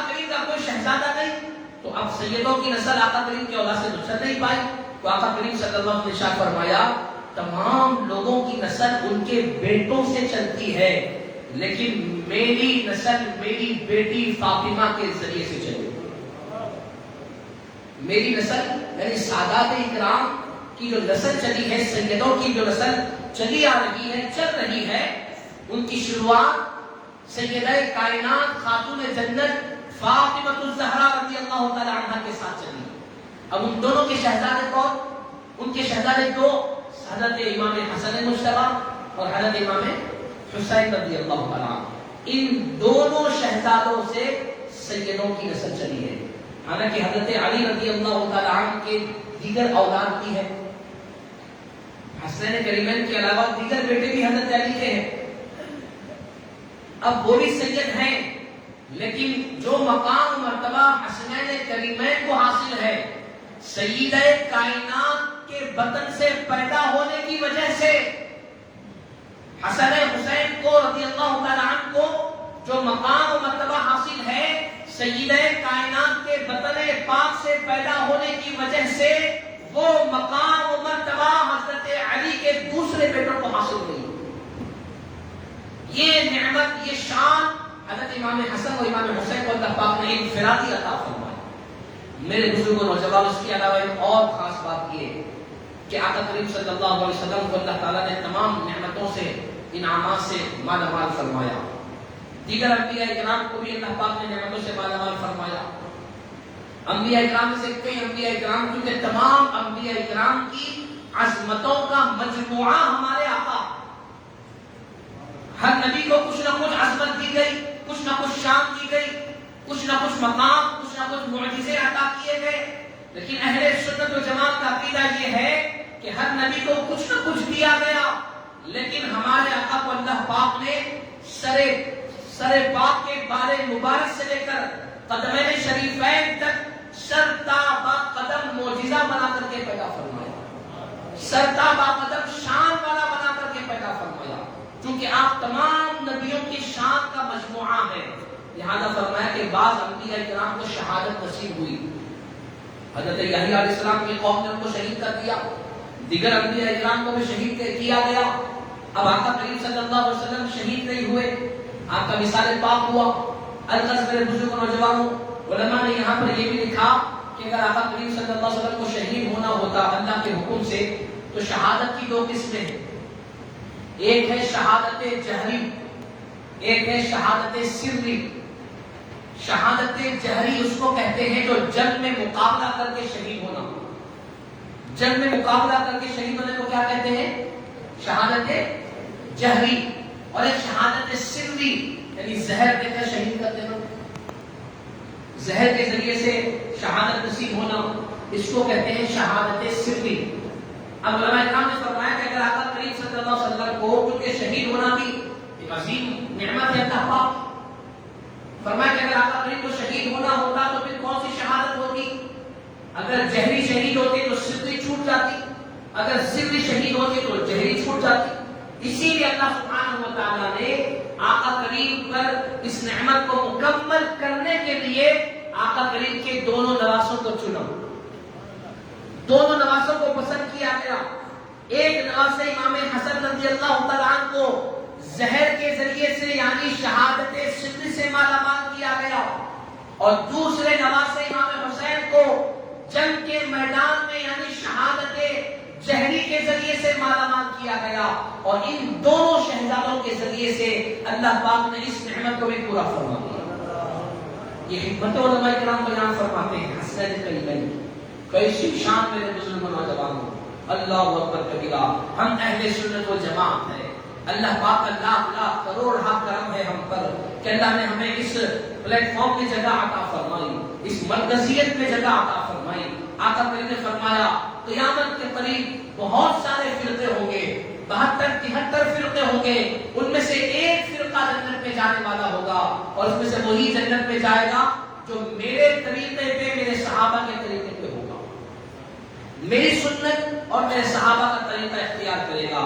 تو ہم اہل سنت و جماعت اسی طریقے کو اختیار کرتے ہیں جو ہمارے آقا نے اختیار فرمایا یا آقا کے صحابہ نے اختیار فرمایا۔ حسنین کریمین سے آقا کریم کے صحابہ اکرام نے محبت فرمائی. کیسی محبت فرمائی؟ اللہ اکبر کبیرہ. جب آقا کریم صلی اللہ علیہ وسلم کا وصال پاک ہوا، تمام صحابہ اکرام نے مل کر حضرت ابوبکر صدیق رضی اللہ تعالیٰ عنہ کو خلیفہ بنایا. اسلام کے آقا کریم کے بعد پہلے خلیفہ حضرت ابوبکر صدیق رضی اللہ تعالیٰ عنہ. مدینہ پاک کے 326 گیٹ نمبر کے سامنے آج بھی وہ باغ موجود ہے. الحمدللہ مجھے زیارت کا شرف ملا. 326 کے سامنے وہ باغ آج بھی موجود ہے جہاں پر تمام صحابہ اکرام نے جمع ہو کر ابوبکر صدیق رضی اللہ تعالیٰ کو خلیفہ پسند فرمایا. آج بھی وہ جگہ محفوظ سیف کی گئی، باغ بنا دیا گیا. وہاں پر آپ کو خلیفہ بنایا گیا. جب آپ خلیفہ ہوئے وہ خلافت کی بات اور ذمہ داریاں سنبھالتے تھے. روایت میں لکھا ہے کہ لیکن جب حضرت حسنین کریمین حضرت ابوبکر صدیق رضی اللہ تعالیٰ کے سامنے آتے تو حضرت ابوبکر صدیق رضی اللہ تعالیٰ ان کے احترام میں کھڑے ہو جایا کرتے. وقت کے خلیفہ ہیں، وہ لوگ چھوٹے چھوٹے سے ہیں. ابوبکر صدیق رضی اللہ تعالیٰ کی عمر شریف بڑی ہے، لیکن ان کی محبت، ان کے احترام میں آپ کھڑے ہو جایا کرتے اور ان سے محبت فرمایا کرتے. اور جب کبھی بھی حضرت حسنین کریمین حضرت مولا علی رضی اللہ تعالیٰ عنہ کے ساتھ ہوتے تو حضرت ابوبکر صدیق رضی اللہ تعالیٰ عنہ جملہ کہتے کہ اے علی، حسن اور حسین تمہاری جیسے نہیں ہیں. حسن اور حسین ہمارے نبی کی شکل کی طرح. حسن اور حسین کی شبیہ، ان کی تصویر، ان کا چہرہ تمہاری طرح نہیں ہے اے علی، بلکہ حسنین کریمین کا چہرہ مبارک تو آقا کریم کے چہرے کی طرح ہے. روایت میں لکھا ہے کہ ان کے چہرے کے بعد یہ تھی حضرت امام حسن رضی اللہ تعالیٰ عنہ کا چہرے مبارک سے لے کر کمر تک کا حصہ آقا کریم کی طرح، اور حضرت امام حسین کے کمر سے لے کے قدم شریف تک کا حصہ آقا کریم کے برابر تھا. صحابہ اکرام کو آقا کریم کے پردہ فرمانے کے بعد جب کبھی بھی آقا کریم کی یاد آتی وہ حضرت حسنین کریمین کو آزو بازو کھڑا کرتے اور رو کر کہتے کہ ہم نے مصطفیٰ کا پھر سے دیدار کیا. اللہ اکبر کبیرہ. آپ اندازہ لگائیں دونوں کی شباہت کا کہ صحابہ اکرام کا یاد آنے پر آقا کی دونوں کو کھڑا کر کے دیدار کر لینا اور یہ کہنا کہ ہم نے پھر سے آقا کریم کا دیدار کر لیا، یہ کتنی بڑی آپ دونوں کی عظمت کی بات ہے. حضرت صدیق اکبر رضی اللہ تعالیٰ عنہ کہتے کہ اے علی، یہ دونوں تمہاری طرح نہیں ہے شہزادے، یہ تو ہمارے آقا کی طرح. اور حضرت سیدنا صدیق اکبر رضی اللہ تعالیٰ عنہ کے بعد فاروق اعظم رضی اللہ تعالیٰ عنہ خلیفہ ہوئے. وہ فاروق اعظم جن کا نام سن کر بڑے سے بڑا پہلوان قیصر و کسریٰ بھی کانپ جاتا، جن کے جاہ و جلال، جن کے غصے کے چرچے مدینہ پاک کی گلی گلی گھر گھر میں تھے کہ ہر کوئی آپ کا نام سن کے کانپ جاتا تھا. وہ فاروق اعظم جب خلافت کی بات دور سنبھالے اور جمعہ کا دن تھا، منبر رسول پر کھڑے ہو کر ریاض الجنہ میں حضرت فاروق اعظم رضی اللہ تعالیٰ خطبہ دینے کے لیے تشریف لے گئے. جب منبر پر بیٹھے تو حضرت امام حسین رضی اللہ تعالیٰ روایت میں آتا ہے کہ آپ تشریف لائے اور دوڑتے دوڑتے منبر کے قریب آئے. آپ کا بچپنا ہے. آپ نے سیدنا فاروق اعظم سے کہا کہ اے عمر نیچے اترو، اے عمر منبر سے نیچے اترو. حضرت عمر نے یہ نہیں کہا کہ بچے کو دور ہٹاؤ، بازو ہٹاؤ، کوئی گود پہ لے لو، نہ. حضرت مولا علی رضی اللہ تعالیٰ عنہ موجود ہے. جیسے ہی حضرت امام حسین نے کہا کہ اے عمر نیچے اترو تو صحابہ اکرام اہل بیت سے کیسی محبت کرتے تھے. خلفائے راشدین نے خلفائے ثلاثہ اور حضرت شیخین کریمین اہل بیت اطہار اور حسنین کریمین سے کیسی محبت کرتے تھے. امام حسین کے کہنے کے فوری بعد حضرت عمر بن خطاب رضی اللہ تعالیٰ عنہ منبر سے نیچے تشریف لائے اور روایت میں لکھا ہے کہ ہاتھ باندھ کر کھڑے ہو گئے جیسا کہ ایک غلام اپنے آقا کے سامنے ہاتھ باندھ کر کھڑا ہوتا. امام حسین چھوٹے ہیں اور وہ کہہ رہے کہ اے عمر میرے نانا کے منبر پر کیوں چڑھے ہو؟ جاؤ اپنے نانا کے منبر پر جا کے چڑھ جاؤ. میرے نانا کے منبر پر تم نے کیوں کھڑے ہو گئے؟ اگر کھڑے ہو رہے تو جاؤ اپنے نانا کے منبر پر کھڑے ہو جاؤ. حضرت فاروق اعظم رضی اللہ تعالیٰ عنہ کی آنکھوں سے آنسو جاری ہو گئے اور بڑے ادب سے کہا کہ اے حسین، اے میرے نبی کے نواز سے لاڈلے شہزادے، منبر تو تمہارے ہی نانا کا ہے، میرے نانا کا کوئی منبر نہیں. عمر کو جو کچھ مقام ملا، جو کچھ مرتبہ جگہ ملا تمہارے نانا کے صدقے میں ملا ہے. یہ ممبر جو ہے تمہارے ہی نانا کا ہے, میرے نانا کا کوئی ممبر نہیں. جب آپ نے یہ جملہ کہا تو حضرت امام حسین نے کہا اچھا تمہارے نانا کا کوئی ممبر نہیں تو ٹھیک ہے, جاؤ میرے نانا کے ممبر پہ جا کے بیٹھ جاؤ. اب جملہ سنیں آپ. جب امام حسین نے کہا کہ جاؤ میرے نانا کے ممبر پر بیٹھ جاؤ تو حضرت عمر بن خطاب رضی اللہ تعالیٰ عنہ کی شان اور آپ کا بیہیویئر بدل گیا, آپ کی چلن بدل گئی, اور آپ نے بڑے ہی خوشی و مسرت کے انداز میں چلتے ہوئے ممبر پر تشریف لے گئے اور بیٹھ کر مسکراتے ہوئے کہا کہ مجھے یہاں پر صدیق اکبر نے بٹھایا تھا, اور پھر حسین کے کہنے پر میں نیچے اترا, اب میں پھر حسین کے کہنے پہ چڑھا ہوں. اب کوئی طاقت موت کے علاوہ عمر کو یہاں سے نہیں اتار سکتی. حسین نے مجھے چڑھایا, حسین نے مجھے بٹھا دیا ہے, اب تو میرا پکا یہاں پر حق ہو گیا. یہ حضرت عمر بن خطاب رضی اللہ تعالیٰ عنہ. اب آپ اندازہ لگائے لوگ بدنام کرتے ہیں میرے بزرگوں نوجوانوں, اہل سنت و جماعت میں دراریں ڈالنے کی کوشش کرتے ہیں. اہل سنت و جماعت کے پاس صحابہ اکرام کی بھی محبت ضروری ہے, اہل بیت اطہار کی بھی محبت ضروری ہے. نہ ہم گھر والوں کو چھوڑیں گے نہ در والوں کو چھوڑیں گے. اہل بیت اطہار گھر والے ہیں, صحابہ اکرام در والے ہیں. ہمارے بزرگوں نے, ہمارے اولیاء نے, ہمارے علماء نے ہمیں یہ تعلیم دی, کہا کہ اگر اہل سنت و جماعت میں باقی رہنا چاہتے ہو تو نہ گھر والوں سے بغاوت کرو نہ در والوں سے بغاوت کرو. دونوں کی محبت کو اپنے دل میں لے کے چلنا, یہی اہل سنت و جماعت ہے. ایک اور واقعہ لکھا ہے علماء کرام نے کہ ایک مرتبہ کوئی وفد باہر کے ملک کا فاروق اعظم رضی اللہ عنہ سے ملنے, خاص بات چیت کرنے کے لیے آیا. آپ ایک کمرے میں گئے اور باہر آ کر اپنے خادم سے کہا کہ دیکھو کسی کو بھی اندر آنے مت دینا, کسی کو بھی اندر آنے مت دینا, بڑی خاص میٹنگ چل رہی ہے, لہذا کسی کو اندر آنے مت دینا. آپ اندر تشریف لے گئے, خادم باہر کھڑا ہوا ہے, گارڈ کہیں آپ, نگران کار کہیں, جو بھی کہیں. اتفاق سے ملاقات کرنے کے لیے, کچھ بات کرنے کے لیے آپ کے بیٹے حضرت عبداللہ بن عمر رضی اللہ تعالیٰ عنہ تشریف لائے. خادم نے کہا کہ اندر جانے کی اجازت نہیں ہے, امیر المومنین نے منع کر دیا کسی کو اندر نہیں بھیجنا. تو آپ کے بیٹے خاموش کھڑے ہو گئے, بھائی جب بابا نے منع کر دیا تو میں کیسے جاؤں. آپ کے بیٹے وہاں پر کھڑے تھے. حضرت امام حسین رضی اللہ تعالیٰ کو ملاقات کرنا تھا. حضرت امام حسین رضی اللہ تعالیٰ عنہ تشریف لائے اور آ کر کے دیکھا کہ آپ کے امیر المومنین کے بیٹے عبداللہ بن عمر کھڑے ہوئے ہیں. تو آپ نے خادم سے پوچھا کہ بھائی کون ہے, کہاں ہے حضرت. کہا کہ اندر ہے, کوئی وفد آیا ہے, لہذا ملاقات کے لیے کہا کسی کو آنا نہیں ہے, لہذا بس اتنا سن کر امام حسین رضی اللہ تعالیٰ عنہ تشریف لے کے چلے. جب سیدنا فاروق اعظم رضی اللہ تعالیٰ عنہ باہر تشریف آئے تو آپ کے بیٹے نے ملاقات کی. خادم نے کہا کہ امیر المومنین آپ کے شہزادے تو آئے ہی ہیں, حضرت امام حسین بھی آئے تھے. انہوں نے صرف پوچھا کہ کون ہے, کیا ہے, میں نے کہا مصروف ہے, وہ چلے گئے. تو حضرت امام حسین رضی اللہ تعالیٰ عنہ کے آنے کی خبر جیسے ہی سنے, حضرت عمر بن خطاب رضی اللہ تعالیٰ عنہ بے چین ہو گئے. کہا کہ تم نے انہیں اندر کیوں نہیں بھیجا, تم نے میرے پاس بھیج دیتے. خادم کہا مجھے معاف کرے, مجھے پتا نہیں تھا. حضرت امام حسین رضی اللہ تعالیٰ عنہ کو تلاش کرنے کے لیے عمر بن خطاب چل پڑے. گھر پر پہنچے, دروازہ کھٹکھٹایا, امام حسین تشریف لائے. کہا کہ شہزادے آپ مجھ سے ملاقات کے لیے آئے تھے, ملاقات کیوں نہیں فرمائی. حضرت امام حسین نے کہا کہ اے امیر المومنین عمر بن خطاب, اے چچا میں کیسے آتا, آپ کے خود کے بیٹے باہر دروازے میں کھڑے ہوئے تھے, آپ کے خود کے بیٹے کو اندر جانے کی اجازت نہیں تھی, تو میں کیسے آتا. اتنا کہنا تھا. عمر بن خطاب رضی اللہ تعالیٰ کی آنکھوں سے آنسو جاری ہو گئے.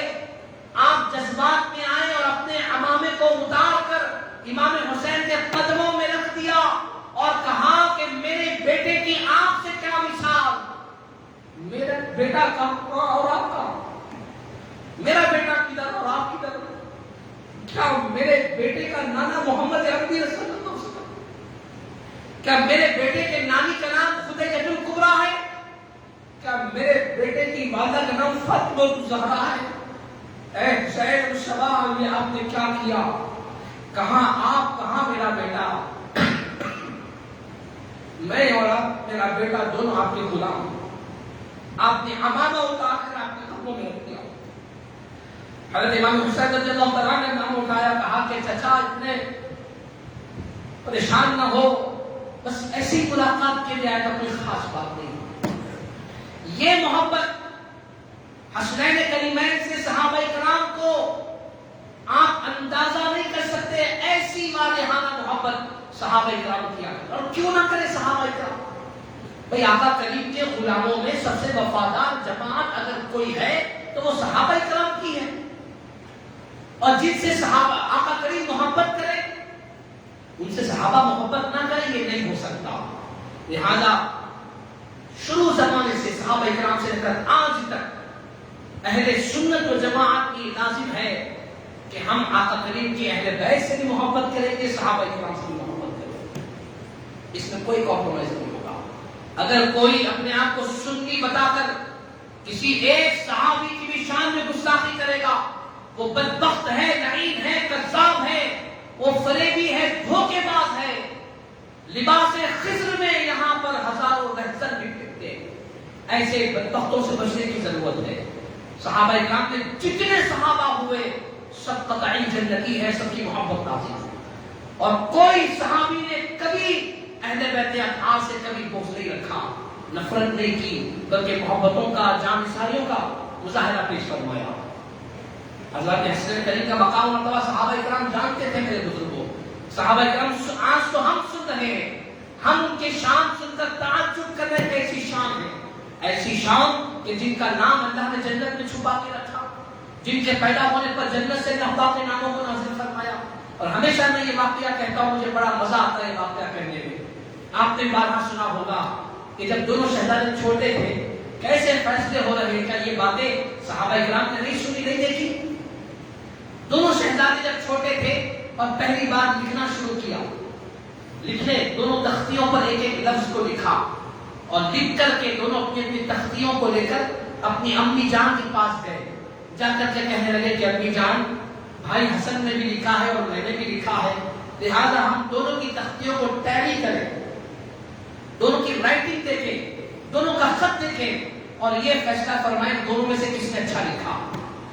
جب دونوں کی تختیوں کو سیدہ کائنات فاطمہ الزہرا نے دیکھا تو دل میں خیال آیا کہ بھئی اگر میں حسن کی تعریف کروں تو حسین ناراض، حسین کی تعریف کروں تو حسن ناراض، اب یہ دونوں ہو گئے ناراض تو میرے آقا میرے بابا جان ہو جائیں گے ناراض۔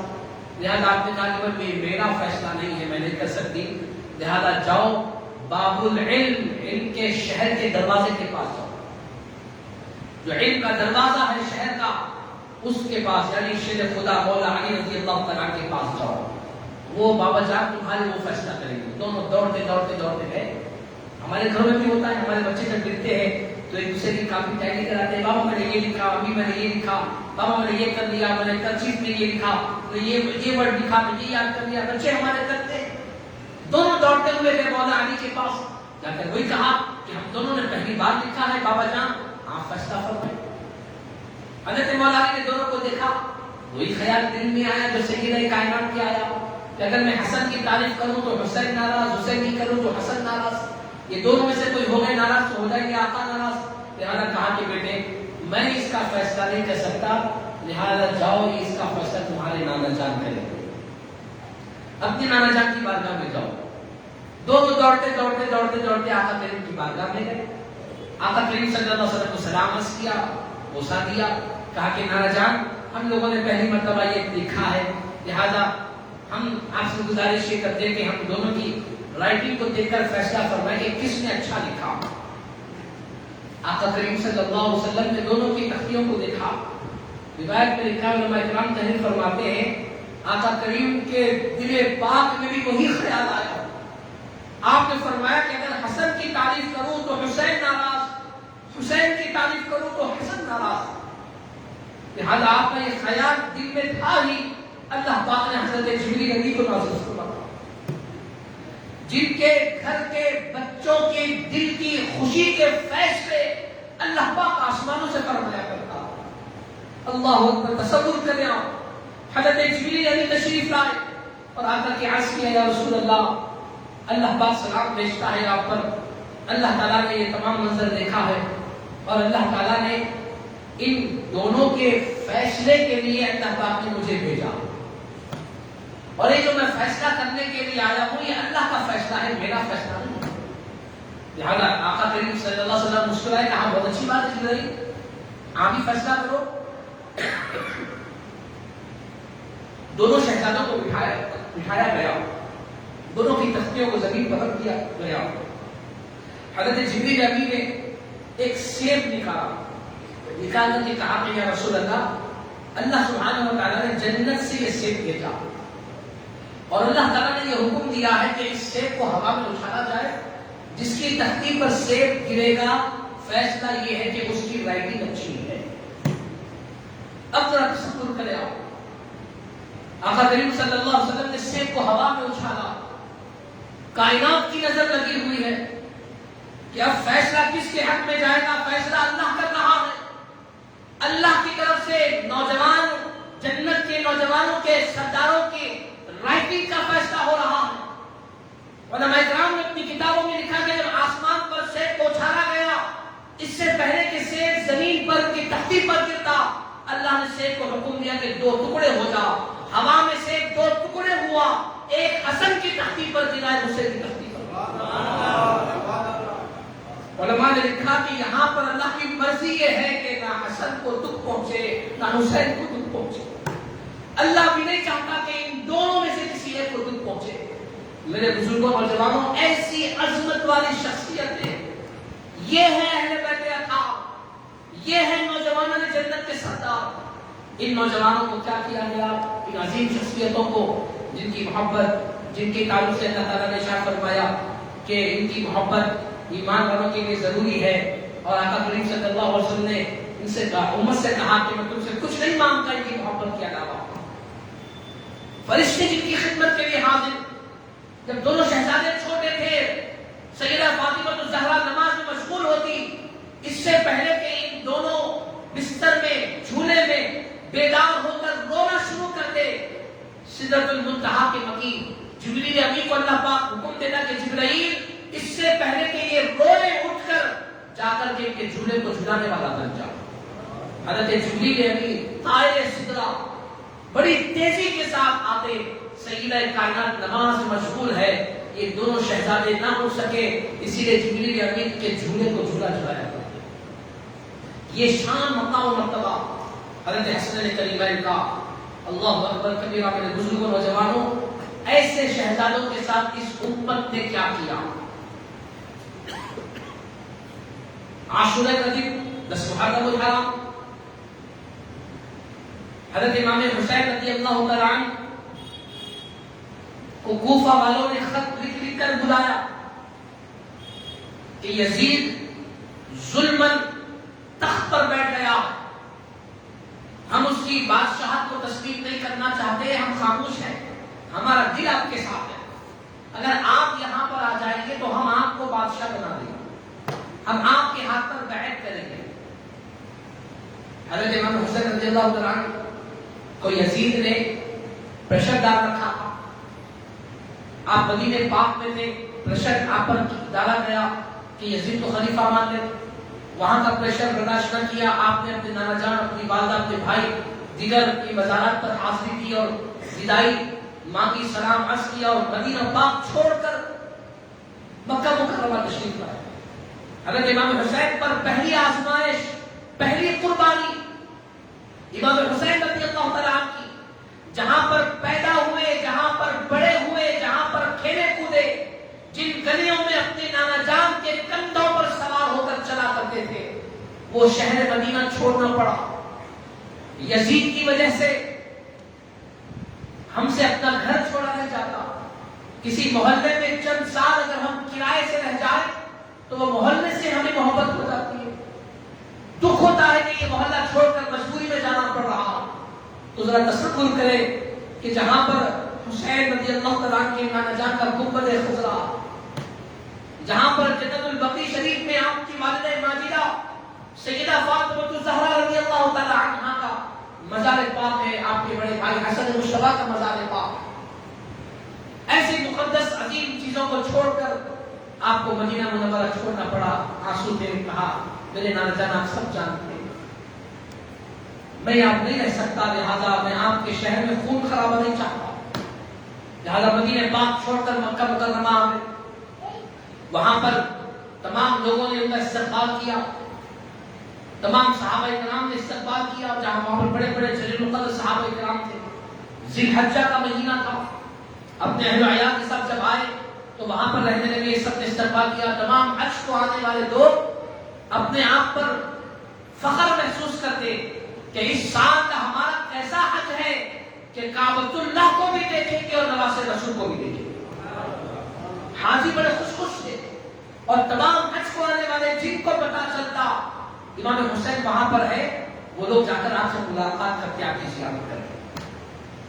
لہذا جب آپ مکہ میں پہنچے تو کوفہ کے لوگوں نے خط لکھے, لیٹرز. روایت میں لکھا ہے کہ بعضوں نے لکھا کہ تقریباً 20 سے 21 ہزار لیٹرز آپ کو ملے کہ آپ یہاں پر آ جائیے, کوفہ کو آ جائیے, کوفہ کو آ جائیے, ہم یزید کو بادشاہ نہیں بنانا چاہتے, آپ آ جائیں, آپ آ جائیں. بعض لیٹر میں یہاں تک انہوں نے لکھا کہ اگر آپ نہیں آئیں گے تو ہم بروز قیامت آپ کے نانا جان سے آپ کی شکایت کریں. اب ان تمام چیزوں کو دیکھ کر آپ نے فیصلہ کر لیا کہ میں جاؤں گا.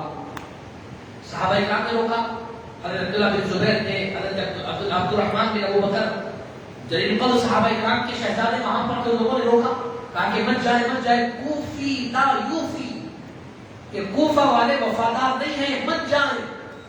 کہا کہ بھائی وہ لوگ بلا رہے ہیں, لیٹرز میرے پاس, وہ لوگ کہہ رہے ہیں کہ ہم آپ کو اپنا خلیفہ بنائیں گے. کہا ٹھیک ہے, آپ اپنی تسلی کے واسطے, ہماری تسلی کے واسطے کسی ایک قاصد کو بھیجیں, وہ قاصد جا کر وہاں کی کنڈیشن دیکھے گا, اگر ٹھیک ہے تو جائے, اگر ٹھیک ہے تو نہ جائے. ٹھیک ہے. حضرت مسلم بن عقیل حضرت امام حسین کے چچا زاد بھائی تھے, ان کو بھیجا کہ جاؤ, جا کر وہاں کا سچویشن دیکھو کیا ہے. آپ اپنے دونوں شہزادوں کو لے کر گئے. حضرت مسلم بن عقیل, جیسے کوفہ والوں کو معلوم ہوا کہ حضرت مسلم بن عقیل آ رہے ہیں, تو ایک ملاقات میں, پہلی ملاقات میں 10,000 لوگوں نے حضرت مسلم بن عقیل پر ہاتھ پر بیعت کی ہاتھ ملائے اور کہا کہ ہم امام حسین کو بادشاہ بنانا چاہتے ہیں, ہم امام حسین کو اپنا خلیفہ بنانا چاہتے ہیں. ایک ملاقات میں 10,000 لوگوں نے, آپ تصور کریں کیسا منظر تھا ہوگا.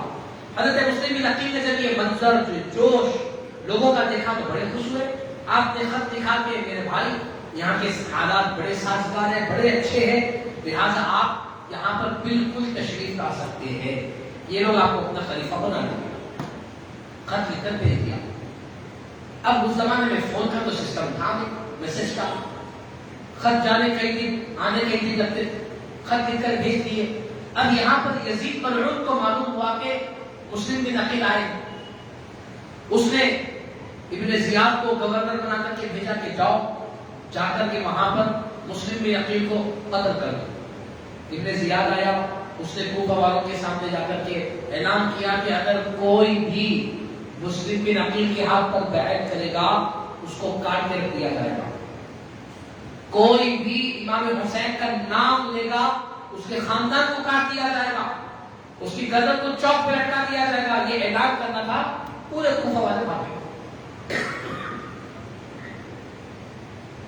ڈر کر پورے بھاگ گئے. حضرت مسلم بن عقیل کو گرفتار کیا گیا. حضرت مسلم بن عقیل کوئی معمولی نہیں تھے, اہل بیت میں سے تھے. انہوں نے یزیدیوں کا مقابلہ کیا اور ایسا کاٹا لوگوں کو کہ لوگ پریشان, ابن زیاد پریشان. اگر اس اکیلے آدمی کا یہ عادت ہے تو اگر یہ فوج میں ہوں گے تو کیا حالت ہوگا. ابن زیاد نے کہا کہ اے شہزادے, ہم آپ سے جنگ کرنا نہیں چاہتے, میں آپ سے صلح کی بات کرنے کے لیے آیا ہوں, لہذا بیٹھے بات چیت کریں گے, کوئی حل نکالیں گے.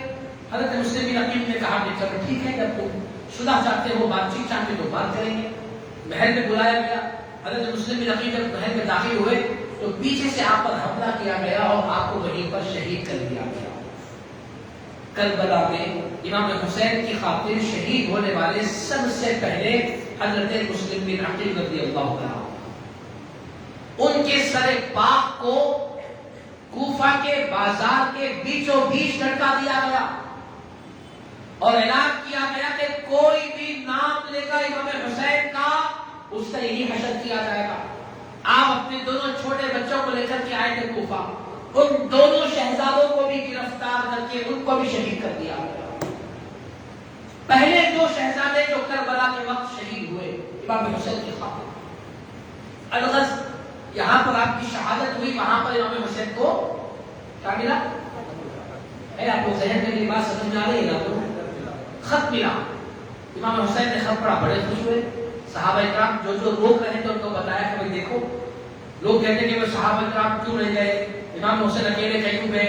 اس وجہ سے کیونکہ امام حسین جنگ کرنے نہیں چاہ رہے تھے. اگر امام حسین جنگ کرنے کی نیت سے جاتے تو امام حسین کے سامنے صحابہ کرام کی صفیں ہوتی. صحابہ کرام آپ کے ساتھ نہیں رہنے کی وجہ یہ ہے کہ امام حسین جنگ کرنے کے لیے نہیں جا رہے ہیں. انہوں نے خط بتایا، کہا کہ دیکھو تم لوگ مجھے روک رہے ہو. مسلم بن عقیل نے لکھا کہ بڑے اچھے حالات ہیں، ایک ہی وقت میں 10,000 لوگوں نے بیعت کی ہے، لہذا مجھے جانا پڑے گا. آپ نے اپنے مخصوص لوگوں کو لیا، لے کر کے چلے، سفر شروع کیا. جاتے رہے. مختصر یہ کہ بعض روایتوں میں لکھا ہے کہ تقریباً 1,000-2,000 لوگ آپ کے ساتھ چلے تھے، عام لوگ بھی تھے اس میں.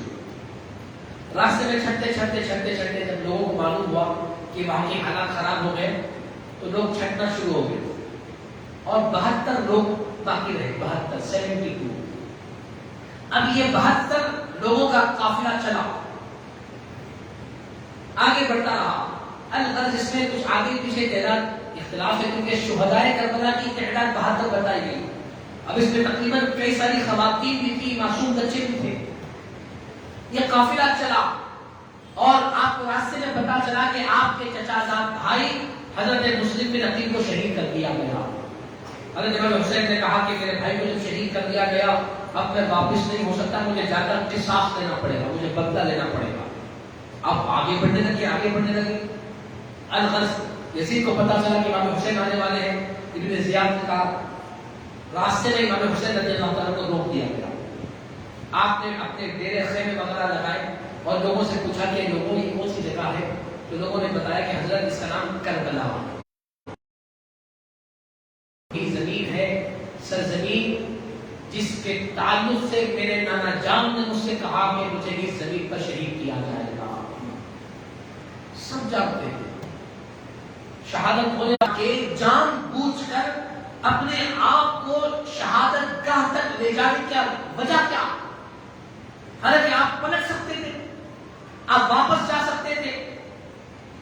امام حسین رضی اللہ تعالیٰ سمجھوتا کر سکتے تھے، کوئی اور راستہ نکال سکتے تھے. ابن زیاد نے کہا کہ بھائی خلیفہ مان لو یزید کو، ہم آپ کو چھوڑ دیں گے. بلکہ چھوڑنے کے ساتھ ساتھ کسی شہر کی گورنری دیں گے، حکومت آپ کو دے دیں گے، مال و دولت دیں گے. امام حسین رضی اللہ تعالیٰ نے کہا کہ سب کچھ میں سے کچھ بھی نہیں چاہیے، میں یزید کو اپنا خلیفہ نہیں مانتا. اب یہاں پر آپ کو توجہ فرمائیں، یزید کے تعلق سے امام حسین رضی اللہ تعالیٰ عنہ جانتے تھے اور دیگر صحابہ کرام بھی جانتے تھے. تمام مکاتب فکر کے لوگوں نے اپنی کتابوں میں یزید کی زندگی کے احوال لکھے کہ وہ شرابی تھا، وہ زانی تھا، وہ شریعت کو توڑنے والا تھا، سنتوں کو چھوڑنے والا تھا، نمازیں نہیں پڑھتا تھا اور سگی بہنوں سے نکاح کرنے کو جائز کہتا تھا، پھوپھی سے نکاح کو جائز کہتا تھا اور سوتیلی ماں سے نکاح کو جائز کہتا تھا. یہ ساری خرابیاں یزید کے اندر تھی. امام حسین رضی اللہ تعالیٰ عنہ اگر یزید کے ہاتھ پر ہاتھ دے دیتے تو قیامت تک کے لیے شریعت توڑنے والوں کو خلیفہ بنانا جائز ہو جاتا. قیامت تک شریعت سے کھلواڑ کرنے والوں کو اپنا سربراہ، اپنا سرپرست مانے جانا لگتا تھا. لہذا امام حسین رضی اللہ تعالیٰ عنہ نے قیامت تک باطل کو توڑنے کے لیے اور شریعت کے خلاف کام کرنے والے کو اپنا سرپرست لوگ نہ بنائے، یہ تعلیم و سبق دینے کے لیے امام حسین رضی اللہ تعالیٰ عنہ نے اپنی اپنے خاندان کی جانوں کے نذرانے پیش کیے، لیکن باطل اور گنہگار سفاک و ظالم شخص کو اپنا خلیفہ تسلیم نہیں فرمایا۔ بس دو ہی باتیں تھیں۔ اب یہاں پر شخصی جنگ نہیں ہے، ذاتی جنگ نہیں ہے، یہاں پر حضرت امام حسین اور یزید کی جنگ نہیں ہے، یہاں پر جنگ ہے تو حسینیت کی اور یزیدیت کی ہے۔ یہاں پر نظریات کی جنگ ہے، یہاں پر حق ہے، سنت ہے، قرآن ہے، ایمان ہے، شریعت ہے، احکامات خداوندی اور فرامین مصطفیٰ ہے، اور یہاں پر یزیدیت ہے، یہاں پر گناہ ہے، شراب ہے، زنا ہے، پامالیاں ہے، شریعت کو توڑنے والے اعمال ہیں۔ یہ دو چیزیں ایک جگہ جمع نہیں ہو سکتی۔ امام حسین نے کہا کہ ایسے شخص کے ہاتھ پر میں بیٹھ کروں، ایسے شخص کے ہاتھ پر میں ہاتھ دوں، لہذا میں نہیں دوں گا۔ لوگوں نے کہا کہ اگر آپ نہیں دیں گے تو آپ کو شہید کر دیا جائے گا۔ آپ نے کہا منظور ہے، میں شہید ہونے کے لیے تیار ہوں۔ امام حسین رضی اللہ تعالیٰ عنہ وہ لوگ جو یزیدی لشکر میں تھے، کوئی بھیڑ نہیں تھے، کوئی غیر مسلم نہیں تھے، کوئی ایمان سے دور نہیں تھے، کلمہ پڑھنے والے، نمازیں پڑھنے والے، مسجدوں کو آباد کرنے والے تھے، لیکن آج کیسا منظر تھا کہ خود کو مسلمان کہنے والے آج نبی کے گھرانے کے دشمن بنے۔ بلکہ یہاں پر لکھا ہے کہ جب پہلا دن تھا، ظہر کی نماز کا وقت آیا، جب 1000 یا 400 لوگ آ کر کے امام حسین کو روکے، 1000 لوگ آ کر روکے، تو اس وقت ظہر کی نماز کا جب وقت ہوا تو آپ کے پیچھے وہ لوگ جا کے نماز پڑھنے لگے۔ امام حسین نے کہا کہ لوگوں، مجھے روکتے بھی ہو، میری مخالفت بھی کرتے ہو، میرے پیچھے نماز بھی پڑھتے ہو، تو لوگوں نے کہا کہ ہم آپ کو جانتے ہیں، ہم نبی کے نواسے ہیں، آپ سے اچھا امام کون ہو سکتا ہے؟ ہم آپ کے پیچھے نماز نہیں پڑھیں گے تو کہاں پہ نماز پڑھیں گے؟ یہ جذبہ بھی دکھایا ہم لوگوں نے۔ لیکن دنیا کی محبت، دنیا کی لالچ اور دنیا کی خاطر ان لوگوں نے ایسے عظیم خان وعدے کے خلاف دشمنی کا اعلان فرمایا۔ تمام لشکر نے آپ کو گھیر لیا، پانی بند کر دیا گیا، 3 دن تک پانی بند تھا۔ 9 محرم الحرام کا وقت آیا، حضرت امام حسین رضی اللہ تعالیٰ عنہ نے رات کے وقت میں اپنے خیمے میں تمام لوگوں کو جمع کیا، جمع کر کے جو بتی ہوتی ہے اس زمانے میں چراغ جلتا تھا، چراغ کو بجھا دیا اور اعلان فرمایا، دیکھو یہ یزیدی میرے دشمن ہے، تم لوگ میری محبت میں میرے ساتھ آئے ہو، میں جنگ کرنے کے لیے تو نہیں آیا تھا، لہذا تم لوگ اپنی جانوں کو خسارے میں نہ ڈالو، اندھیرا ہو چکا ہے، رات کا وقت ہے، اپنی اپنی مرضی سے خوشی خوشی چلے جاؤ، میں کسی سے کوئی شکایت نہیں کروں گا، بلکہ میں وعدہ کرتا ہوں تم لوگ چلے بھی جاؤ گے تو بروز قیامت اپنے ناراجان سے کہہ کر تمہاری سفارش کرواؤں گا، چلے جاؤ۔ تھوڑا وقت دیا گیا، پھر تھوڑی دیر کے بعد جب روشنی لگائی گئی تو ان میں سے کوئی ایک بھی اٹھ کر کے نہیں گیا، سب بیٹھے رہے۔ امام حسین نے کہا کہ کیوں نہیں گئے؟ کہا کہ یا امام، ہم آپ سے ایسی محبت کرتے ہیں کہ آپ کی خاطر اپنے جانوں کے نذرانے پیش کرنا یہ ہماری خوش نصیبی کی بات ہے، یہ ہماری خوش نصیبی کی بات ہے۔ لوگ کہتے ہیں کہ صحابہ کرام نے وہاں پر ساتھ نہیں دیا۔ میرے بزرگوں نوجوانوں اس بات کو ذہن میں رکھیں، اہل کربلا کے میدان میں کتنے شہید ہوئے؟ 72۔ کتنے بولیے؟ 72 شہید ہوئے۔ 72 میں سے 21 اہل بیت اطہار۔ کتنے؟ 21 اہل بیت اطہار ہیں، بچے کتنے؟ 51 ہے نا، برابر ہے سب۔ 21 اہل بیت اطہار شہید ہوئے تو 51 بچے۔ اب یہ 51 کون ہے؟ علماء کرام نے فرمایا یا تو صحابہ ہے یا صحابہ کی اولاد۔ 51 صحابہ یا صحابہ کی اولاد نے پہلے امام حسین کی خاطر اپنی جانوں کے نذرانے پیش کیے۔ اہل بیت اطہار کو آگے بڑھنے نہیں دیا، کہا کہ پہلے ہم جائیں۔ پہلے صحابہ کے بچے آگے بڑھے، صحابہ کرام آگے بڑھے، مقابلہ کیا۔ اہل بیت اطہار سے محبت کرنے والے لوگ آگے بڑھے، مقابلہ کیا، اپنی جانوں کے نذرانے پیش کیے۔ جب 10 محرم کو تمام لوگ شہید ہوئے صحابہ کرام میں سے، تو اب اہل بیت اطہار آنا شروع ہوئے۔ حضرت قاسم، حضرت علی اکبر، حضرت علی اصغر، میرے بزرگوں و جمال اور محمد، حضرت زینب رضی اللہ تعالیٰ عنہ کی شہزادی، حضرت عباس، حضرت عثمان بن علی، حضرت ابو بکر بن علی، حضرت عمر بن علی، یہ حضرت علی رضی اللہ تعالیٰ کے دیگر شہزادے، اور حضرت علی نے اپنے بیٹوں کے نام حضرت عمر، حضرت ابوبکر، حضرت عثمان کے نام پر رکھے. وہ لوگ بھی کربلا کے میدان میں شہید ہوئے، وہ لوگ بھی مقابلہ کیے. حضرت قاسم رضی اللہ تعالیٰ عنہ کا واقعہ لکھا کہ جب تمام لوگ شہید ہوئے، چند لوگ باقی رہ گئے. حضرت قاسم رضی اللہ تعالیٰ عنہ، حضرت امام حسن رضی اللہ تعالیٰ عنہ کے شہزادے، وہ اپنے چچا حضرت امام حسن کے پاس آئے، کہا کہ چچا جان مجھے اجازت دیجیے میں جاؤں. کہا کہ بیٹے میرے بھائی کی تم نشانی ہو، تمہیں دیکھتا ہوں تو مجھے میرے بھائی کی یاد آتی ہے. تم میرے بھائی کے بڑے بیٹے ہو، لہٰذا میں تمہیں اجازت نہیں دوں گا. حضرت قاسم رضی اللہ تعالیٰ نے ایک پیپر کا ٹکڑا نکال کر کے کہا کہ چچا جان میرے بابا نے بہت سال پہلے اپنی حیات میں مجھے یہ پیپر کا ٹکڑا دے کر تعویذ بنا کے دیا تھا اور کہا تھا کہ بیٹے کو اپنے پاس رکھنا، اور جب میرے بھائی حسین پر بہت بڑا مشکل وقت آئے تو تم اس تعویذ کو کھول کر دینا. آج کے جیسا مشکل وقت میں نے آج تک آپ پر نہیں دیکھا، اور جب میں نے یہ مشکل وقت دیکھا ہے تو میں نے آج تعویذ کو کھول کر دیکھا.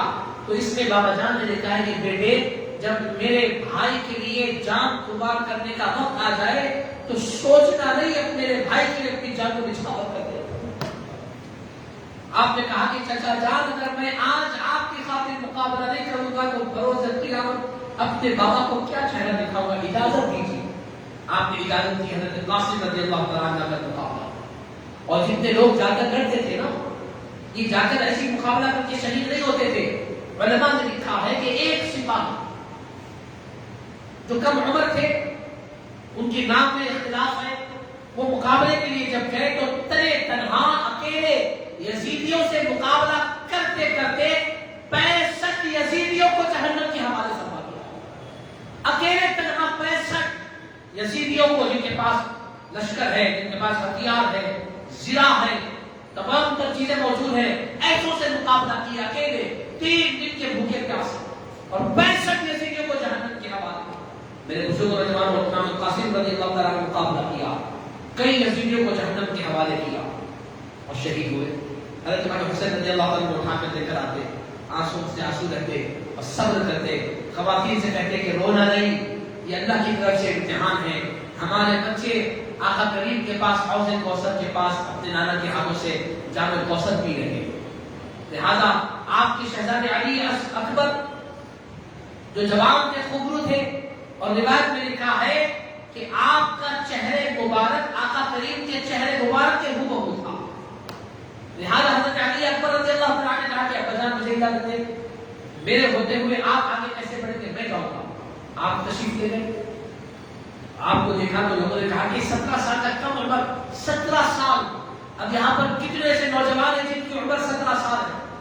اپنے آپ کو دیکھیں آپ، اور میری ان باتوں پر غور کریں کہ حضرت امام حسین کے 17 سال کے نوجوان حضرت سیدنا علی اکبر تلوار لیے ہوئے ہزاروں کے لشکر سے مقابلہ کرنے کے لیے جا رہے ہیں.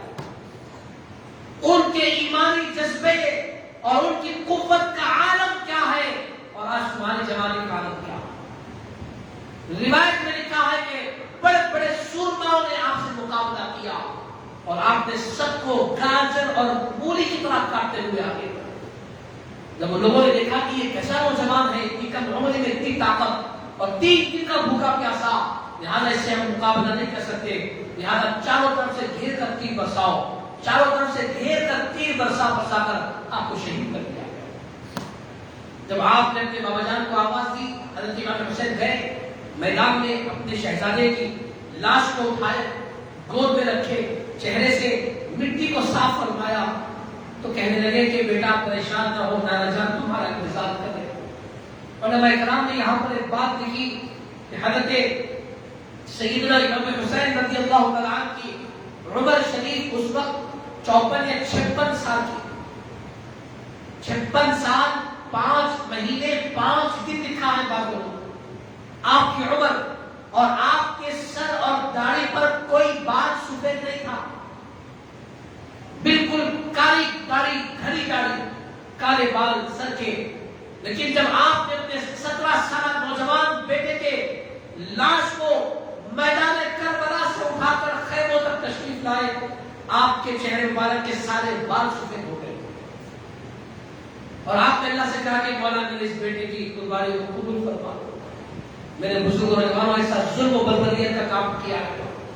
10 محرم الحرام کو امام حسین رضی اللہ تعالیٰ کے تنہا مقابلے کے لیے تشریف لے گئے۔ جب مقابلہ ہوا، یزیدوں کے سامنے کھڑے ہوئے تو آپ نے ان سے کہا کہ لوگوں مجھے پہچانو میں کون ہوں؟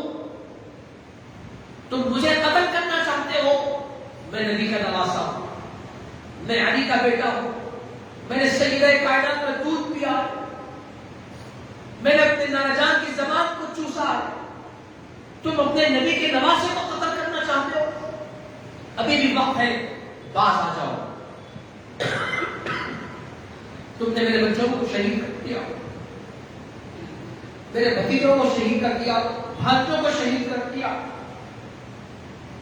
اب میں تم سے آخری بات کہتا ہوں کہ باز آ جاؤ، اب بھی وقت ہے۔ اگر اب بھی تم اپنے آپ کو روک لو گے تو میں اپنے نانا جان سے کہہ کر تمہاری جنت کی سفارش کروں گا۔ آخری وقت میں بھی حسین نے ان سے کہا کہ باز آ جاؤ، لیکن ابن زیاد اور شبر لعین بدبختوں نے آواز دی کہ اے حسین ڈر گئے ہو جو جذباتی باتیں کر رہے ہو۔ امام حسین کو جلا آیا، مقابلے میں تشریف لے گئے، مقابلہ کرتے رہے۔ میرے بزرگوں اور جوانوں، یزیدی لشکر آپ سے سمجھ نہیں پاتا، آپ کو دیکھ کر یزید لشکر بھاگ جاتا تھا، سنبھال نہیں سکتے تھے امام حسین۔ جدھر جاتے گاجر اور پوری کی طرح کاٹتے، کیوں نہ کاٹے؟ سر پر دستار مولا علی کی ہے، ہاتھ میں تلوار ذوالفقار ہے اور اس سے مقابلہ کر رہے ہیں۔ جدھر جاتے گاجر اور پوری کی طرح دشمنوں کو کاٹتے ہوئے آگے بڑھ جاتے۔ وہی طریقہ اختیار کیا، ہزاروں نے گھیرا، تیر برسائے، نیزے مارے اور تلوار سے آپ کو زخمی کیا۔ آپ کے جسم کا ہر حصہ، روایت میں لکھا ہے کہ جب آپ کی شہادت کے بعد آپ کے جسم سے کپڑا نکالا گیا تو 122 زخم تلواروں کے تھے، تیروں کے تھے، 122 تیر آپ کو لگے تھے، 33 زخم تلواروں کے اور 34 زخم نیزوں کے تھے اور سارا جسم چھٹی تھا۔ ایسے عالم میں بھی امام حسین رضی اللہ تعالیٰ نے اپنے سر کو کاٹنے والے سے کہا کہ اے میرے قتل کرنے والے، یہ بتا وقت کون سا ہے؟ کہا کہ یہ آج جمعہ کا دن ہے، منبر پر خطیب خطبہ دے رہا ہے، نماز کا وقت ہے۔ تو انہوں نے کہا کہ میرے نانا کے منبر پر خطیب خطبہ دے رہا ہے اور تو ان کے نواسے کی گردن پہ تلوار رکھا ہے، ایک موقع یہ دے دے، حسین کو سجدہ کرنے کا موقع دے، پھر جو چاہے تو کرنا۔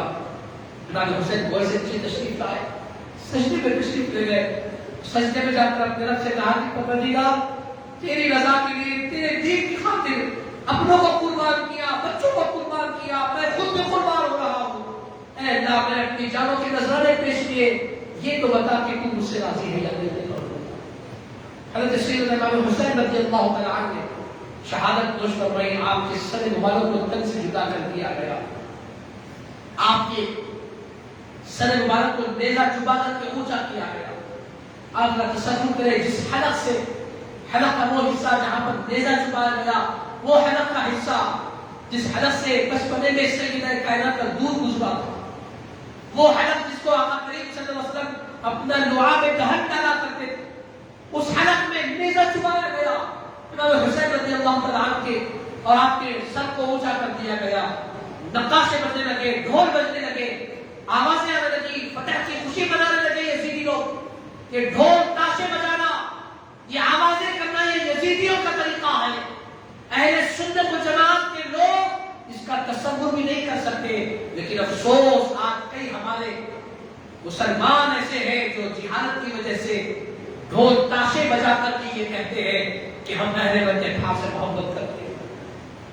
امام حسین کے سر مبارک کو اونچا کر کے شہادت کے بعد یزیدیوں نے ڈھول تاشے بجائے، یزیدیوں نے نقارے بجائے، یزیدیوں نے خوشی منائی، ناچنے لگے کہ ہم کو فتح مل گئی۔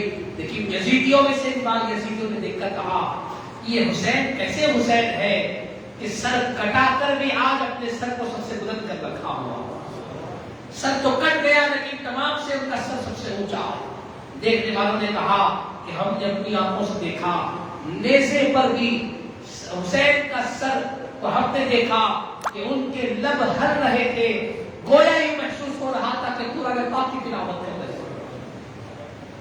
یہ ہے شہید کربلا جنہوں نے خالص دین اسلام کو بچانے کے لیے، دین اسلام کی حفاظت کے لیے کہ کسی شرابی، زانی، جواری، سنتوں کی خلاف ورزی کرنے والا، بے نمازی، حلال کو حرام، حرام کو حلال کرنے والے کی بیعت اور اس کی خلافت کو قبول نہ کرنے کے لیے، باطل کو دھتکارنے کے لیے، باطل کو ختم کرنے کے لیے آپ نے اتنی بڑی قربانی دی جس کی مثال نہ کبھی دی جا سکتی ہے، نہ کبھی دی جا سکتی ہے۔ لیکن اللہ پاک نے وہی کیا، وَقُلْ جَاءَ الْحَقُّ وَزَهَقَ الْبَاطِلُ إِنَّ الْبَاطِلَ كَانَ زَهُوقًا، کہ یزید زندہ رہ کر امام حسین کو شہید کر کے بھی ہار گیا، اور امام حسین نے اپنی شہادت دے کر بھی فتح یابی کو اختیار فرمایا۔ یزید ظاہری جیت کر بھی ہار گیا، حسین تو جیتے ہوئے تھے ہی، سر بلند ہو گیا، قیامت تک کے لیے آپ کا نام روشن ہو گیا۔ آج آپ کو کائنات میں حسین ہی ملیں گے، یزید نہیں ملیں گے۔ آج امام حسین کا نام زندہ، ان کا تشخص زندہ، ان کی یاد زندہ، ان کا ذکر زندہ، ان کی محبت زندہ، اور یزید کا نام بھی مٹ گیا، اس کا تشخص بھی مٹ گیا، اس کی یاد بھی مٹ گئی۔ کوئی بدبخت کا نام لینے والا نہیں۔ تاریخ کی کتابوں میں کھنگال کر دیکھا تو کہیں پر یہ بھی نہیں مل رہا کہ اس بدبخت کی قبر کہاں پر بنی ہوئی، اس کی قبر کا تک پتہ نہیں۔ بعض مؤرخین نے کتاب میں لکھا کہ دمشق کے ایک شہر میں وہ مقام جہاں پر لوگ کچرا ڈالتے ہیں، اس مقام کے پاس کہیں پر اس کی قبر بنی ہوئی ہے۔ لوگ گندگی ڈالتے ہیں، کچرا ڈالتے ہیں، وہاں پر اس کی قبر بنی ہوئی ہے۔ میرے بزرگوں و جوانوں، جب امام حسین رضی اللہ عنہ کو شہید کر دیا گیا اور آپ کے خون پاک کے بلبوتے پر بادشاہت بنانے کی کوشش کی گئی، تو وہ بادشاہت کیسے چل سکتی ہے؟ علماء کرام نے لکھا کہ جتنے لوگوں نے اہل بیت اطہار پر ظلم کیا، سب خطرناک بیماریوں میں ملوث ہو کر تڑپ تڑپ کر جانوروں کی موت مرنے والے ہوئے۔ یزید کی موت بھی ویسے ہی ہوئی۔ 39 سال 39 ایئرس کی عمر میں مر گیا یزید، 40 سال بھی پورے نہیں ہوئے، کم عمری میں عمر بھی پوری نہیں ہوئی، بادشاہت بھی نہیں ملی۔ امام حسین کی شہادت کے بعد بے چین رہتا، نہ رات کو نیند آتی، نہ سکون ملتا، اور البتہ ہمیشہ شراب میں دھت رہتا۔ ایک عیسائی خاتون سے اس کو محبت تھی، اس نے کہا کہ مجھ سے شادی کرنا چاہتے ہو تو میرے ساتھ چلو، حالانکہ اس کے دل میں نفرت تھی عیسائی عورت کے دل میں۔ اس نے اس کو بلایا، جنگل میں لے گئی، وہاں جا کر کے اس نے یزید پلید کو نیچے گرا کر وہیں پر اس کی گردن کو کاٹ دیا۔ ایک خاتون کے ہاتھوں مارا گیا۔ اس نے کہا کہ بدبخت مجھ سے شادی کرنا چاہتا ہے، جب تو اپنے نبی کے نواسے کا نہیں ہو سکا تو مجھ عیسائی کا کیا ہوگا؟ جب تو اپنے نبی کے نواسے کی قدر نہ کرا تو میں تو تیرے مذہب کی بھی نہیں ہوں، تو میرا کیا ہوگا؟ لہذا اس نے اپنے ہاتھ سے یزید کی گردن کو کاٹ دیا۔ بعض مورخین نے لکھا کہ خطرناک بیماری اس کے پیٹ میں ہوئی، اسے تڑپ تڑپ کر وہ مر گیا۔ الغرض مشہور یہی ہے کہ خاتون نے اس کی گردن کو کاٹا اور وہیں پر چھوڑ دیا۔ اس کے 6 یا 7 بیٹے 8 بیٹے تھے، ان لوگوں نے اس کو تلاش کیا، 3 دن 4 دن تک تلاش کرتے رہے، کچھ نہ ملا۔ جب اس کے فوج کے لوگ ڈھونڈتے ڈھونڈتے نکلے، وہاں پر پہنچے تو دیکھا کہ اس کی لاش پڑی ہوئی، 4 دن سے سڑی گلی بدبو آ رہی ہے۔ اس کے بیٹوں کو آواز دی، بیٹے آئے، ان لوگوں نے اپنے ناکوں کو بند کیا، چہروں کو چھپایا، اور وہیں پر گندگی میں گڑھا کھود کر بغیر جنازے کی نماز پڑھے، بغیر اس کو غسل دیے، وہیں پر یزید کو دفن کر دیا گیا۔ ایسا حشر ہوا یزید کا۔ آج وہ لوگ جو یزید کو رحمہ اللہ کہتے ہیں، بدبختو، تم کو شرم نہیں آتی؟ نبی کے نواسے کو عزت، نبی کے نواسے کے قاتل کو عزت دیتے ہو؟ عزت نبی کے نواسے کی ہونی چاہیے، جو گناہوں میں ملوث تھا، شرابی تھا، زانی تھا، اہل بیت اطہار کے قتل کا سازشی تھا، اصل مجرم تھا، اس کی عزت اہل سنت و جماعت میں اس کی کوئی گنجائش نہیں۔ لہذا یہی وجہ ہے کہ آج آپ کو گھر گھر میں حسین حسین دکھے گا، لیکن کوئی آپ کو آج تک نہ یزید دکھا ہے، نہ یزید دکھے گا انشاءاللہ۔ میرے بزرگوں و جوانوں، یہ حشر ہوا یزیدیوں کا، یہ حشر ہوا یزید کا، اہل بیت اطہار کی محبت ہم پر لازم۔ ہر سال یوم عاشورہ آتا رہے گا، اب ہماری ذمہ داری ہے کہ ہم اہل بیت اطہار کی محبت کا جو پیمانہ ہمارے بزرگوں نے، ہمارے اولیاء نے، ہمارے علماء نے، ہمارے اکابرین نے ہم کو دیا ہے، اس پیمانے کے مطابق اہل بیت اطہار سے محبت کریں۔ اہل بیت اطہار سے محبت کے لیے رافضیوں کے طریقے کو اختیار کرنے کی ضرورت نہیں ہے۔ ماتم کر کے محبت کا اظہار کیا جائے گا؟ نہ۔ خون بہا کر کے؟ نہ۔ علما نکال کر کے؟ نہیں۔ عام انگاروں پر بھاگ بھاگ کر نہیں، علاوے بٹھا بٹھا کر کے نہیں، اس کی شریعت میں دور دور تک کوئی گنجائش نہیں۔ یہ سب جہالت ہے، غیر شرعی رسومات ہے، ناجائز اعمال ہے، اہل سنت و جماعت کا دور دور تک اس سے کوئی تعلق نہیں۔ اہل بیت اطہار کی محبت کا تقاضا کیا ہے؟ کہ ان کی تعلیمات پر عمل کیا جائے، ان کے بتائے ہوئے راستے پر چلا جائے، ان کی خاطر نمازوں کی پابندی کی جائے، شریعت کی پابندی کی جائے، سنتوں کی پابندی کی جائے، شریعت کے پابند ہم بنے، یہ لازم و ضروری ہے۔ یہ ہے اہل بیت اطہار کی محبت۔ آج کئی نوجوانوں کو بہکانے کی کوشش کی جا رہی ہے، آج وقت بدل رہا